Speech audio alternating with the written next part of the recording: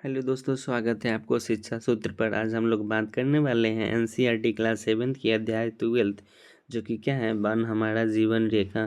तो ये चैप्टर अब हम लोगों का क्या है, क्लास 7 की आखिरी चैप्टर है। तो चलिए हम लोग बिना समय गंवाए हुए हम लोग क्या करते हैं, वीडियो को शुरू करते हैं। तो इस तरह से फर्स्ट क्वेश्चन कह रही है, निम्नलिखित में से कौन सा हरा फेफड़ा के रूप में कार्य करता है। तो हरा फेफड़ा के रूप में कौन कार्य करता है, वन कार्य करता है। तो इस तरह से राइट ऑप्शन सी हो जाएगी। वही हम लोग एनसीईआरटी की लाइनों की बात करें तो एनसीईआरटी की लाइनें कह रही है, प्रोफेसर अहमद ने समझाया था, हरे वन हमारे लिए उतने ही महत्वपूर्ण होते हैं जितने हमारे फेफड़े होते हैं, इसीलिए उन्हें हम फेफड़े भी कहा जाता है। वन जल संशोधन तंत्रों के रूप में भी क्या करती है, कार्य करती है। वही नेक्स्ट क्वेश्चन की बात करें तो नेक्स्ट क्वेश्चन कह रहे हैं, डैश सघन वन का जंतु नहीं है। तो खरगोश जो है सघन वन के जंतु का उदाहरण नहीं होते हैं। तो इस तरह से राइट ऑप्शन सी हो जाएगी। वही हम लोग नेक्स्ट क्वेश्चन की बात करें तो नेक्स्ट क्वेश्चन कह रही है, वनों में ऊंचे वृक्षों की शाखाएं कम ऊंचाई वाले वृक्षों के ऊपर छत की तरह आकृति बना लेती है, जिसे क्या कहते हैं। तो कैनेपी कहते हैं। तो इसका राइट ऑप्शन क्या हो जाएगी, बी हो जाएगी।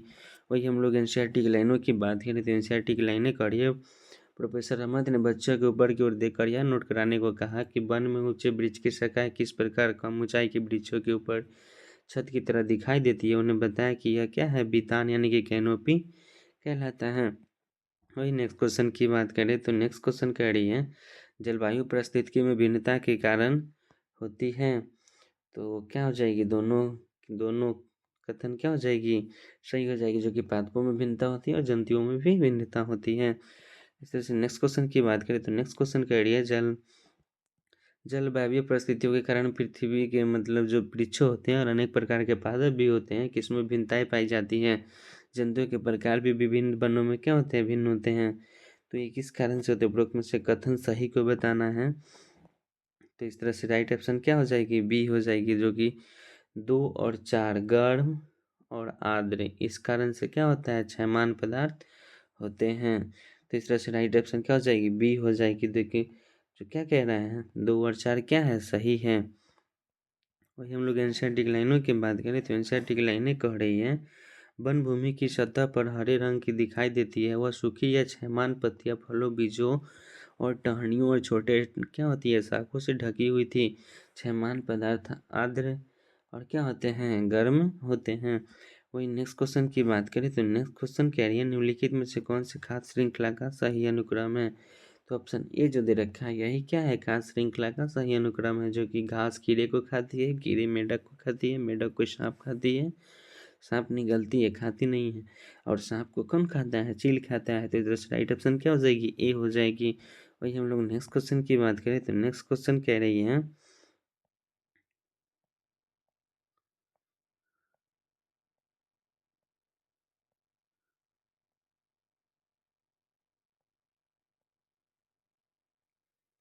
नेक्स्ट क्वेश्चन करिए, निम्नलिखित कथनों पर विचार कीजिए।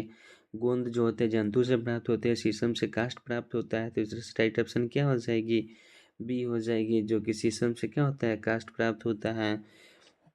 तो इस तरह से राइट ऑप्शन क्या हो जाएगी, बी हो जाएगी। वही हम लोग एनसीईआरटी की लाइनों की बात करें तो एनसीईआरटी की लाइनें करिए कि आप जानते हैं कि गोंद जो तेल अथवा मसाले जंतुओं का चारा और औषधीय पादप पादप जो होती है वो क्या होते हैं, वनों से प्राप्त होते हैं। तो इस तरह से राइट ऑप्शन क्या हो जाती है, उसका बी हो जाता है।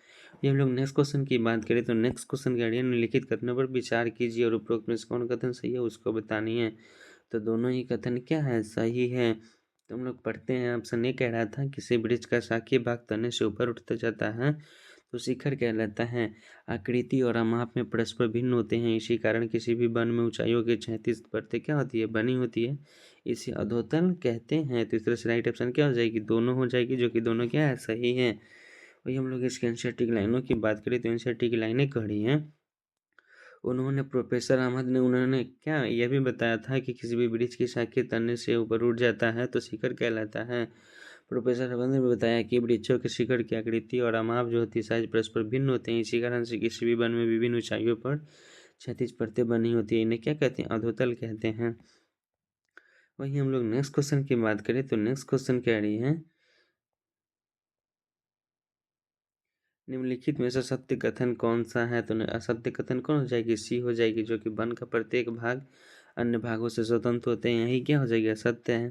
तो राइट ऑप्शन क्या हो जाएगी, सी हो जाएगा। हम लोग इसके एनसीईआरटी की लाइनों को पढ़ते हैं तो एनसीईआरटी की लाइनें कह रही हैं, यदि किसी एक खाद्य श्रृंखला में कोई भी विघन पड़ता है तो अन्य श्रृंखला को भी क्या करता है, प्रभावित करता है। वन का प्रत्येक भाग अन्य भागों पर क्या होता है, निर्भर रहता है। वही नेक्स्ट क्वेश्चन की बात करें तो नेक्स्ट क्वेश्चन कह रही है, मशरूम और अन्य सूक्ष्म जीव मृत पौधे और जानवरों को तकों पर बढ़ते हैं और उन्हें डैश परिवर्तित कर देते हैं। तो ह्यूमस में क्या करते हैं, परिवर्तित कर देते हैं। वही हम लोग एनसीईआरटी की लाइनों की बात करें तो एनसीईआरटी की लाइनें कह रही हैं, जंतु तकों को क्या करते हैं, खाते हैं और उन्हें एक गहरे रंग के पदार्थ में परिवर्तित कर देते हैं, जिसे हम लोग क्या कहते हैं, ह्यूमस कहते हैं। वही नेक्स्ट क्वेश्चन की बात करें तो नेक्स्ट क्वेश्चन कह रही है, निम्नलिखित में से कौन एक गतिशील जीवित इकाई जीव है और जीवन मुक्ति से भरा है। तो वन एक ऐसी क्या है, गतिशील जीवित इकाई है जो जीव और जीवन शक्ति से क्या हुआ है, भरा पड़ा है।